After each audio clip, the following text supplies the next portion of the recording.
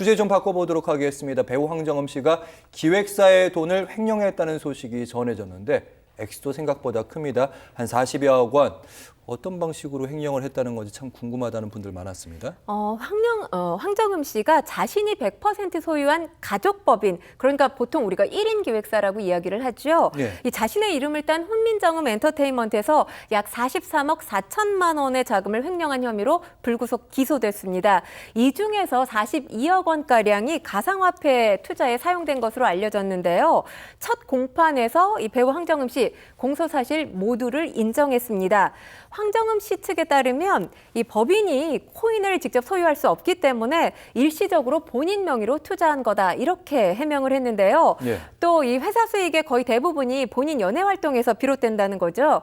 회사를 키워보려는 의도로 인해서 코인 투자에 나선 것이었고 이게 미숙한 판단이었다라고 뒤늦게 반성하는 모습을 보이기도 했습니다. 이 코인 투자는 2021년경에 주변 사람들 이 제안으로 권유로 시작됐다고 하고요. 투자로 인해서 이익보다는 손실을 본 것으로 알려졌습니다. 현재 횡령금의 약 3분의 2가량을 변제한 것으로 알려졌고요. 현재 남은 금액이 10억 원가량이 조금 넘는 것으로 전해지는데 이 금액 빠르게 변제를 하겠다 이런 입장을 밝혔습니다.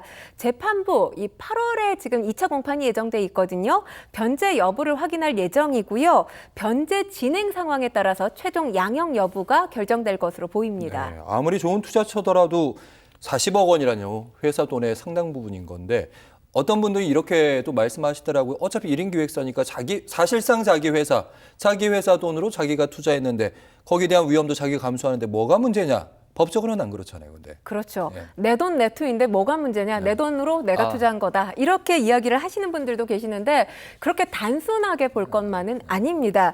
이 황정음 씨의 회사 수익이라는 게 아까 제가 잠시 언급을 했지만 본인 연예 활동에서 비롯된 거라고 하잖아요. 그리고 100% 본인 지분과 수익이라고 판단을 했기 때문에 아마도 문제가 되지 않을 거라고 본 건 아닌가라는 생각이 듭니다. 그리고 제3자 피해도 없다고 해명을 했는데요.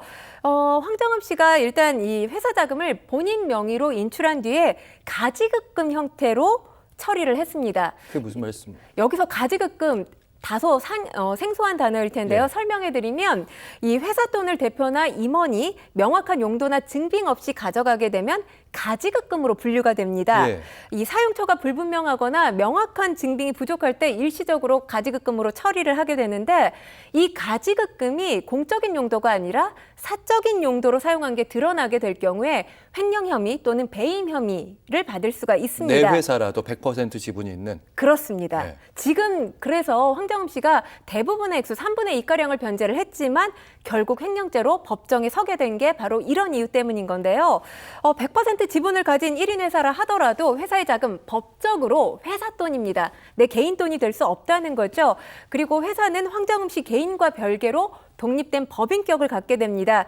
그러므로 이런 이유 때문에 사실 회사 돈을 대표이사, 지금 황정음 씨가 대표이사이자 주주잖아요. 다른 네. 주주는 없습니다. 상장회사가 아니기 때문에 사적으로 사용하게 되면 회사 자금의 유용죄로 이제 유용한 것으로 보기 때문에 횡령죄가 성립하게 되는 건데 중요한 건 지금 이런 문제로 법정에 서는 것도 중요한 문제이긴 합니다만 또 세금 문제가 불거질 수 있습니다. 왜냐하면 가지급금이 세무조사 때 상당히 민감하게 다뤄지는 부분이거든요. 그리고 이 국세청 세무조사에서 가지급금 상당히 쉽게 드러나는 부분이기도 합니다. 적발이 되게 되면 이게 어떤 문제가 발생하냐면 국세청에서 대표 개인에게 지급한 상여금으로 판단을 하게 됩니다.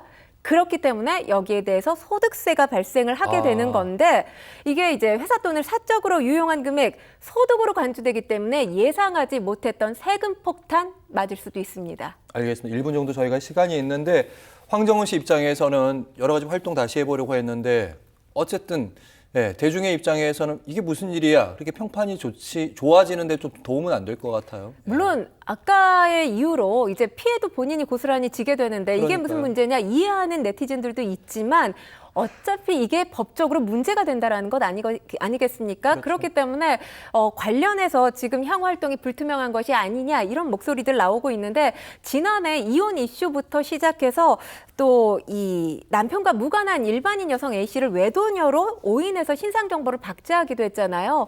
이와 관련해서 명예훼손 혐의로 고소당했던 적도 있거든요. 어떻게 보면 보면 황정음 씨 개인 자체가 이래저래 지금 난제가 쌓이고 있는 상황이기 때문에 대중 앞에 당분간 모습을 드러내기는 쉽지 않을 것으로 보입니다. 알겠습니다. 마음이 참 무거워지네요. 권상희 시사문화평론가와 함께했습니다. 고맙습니다.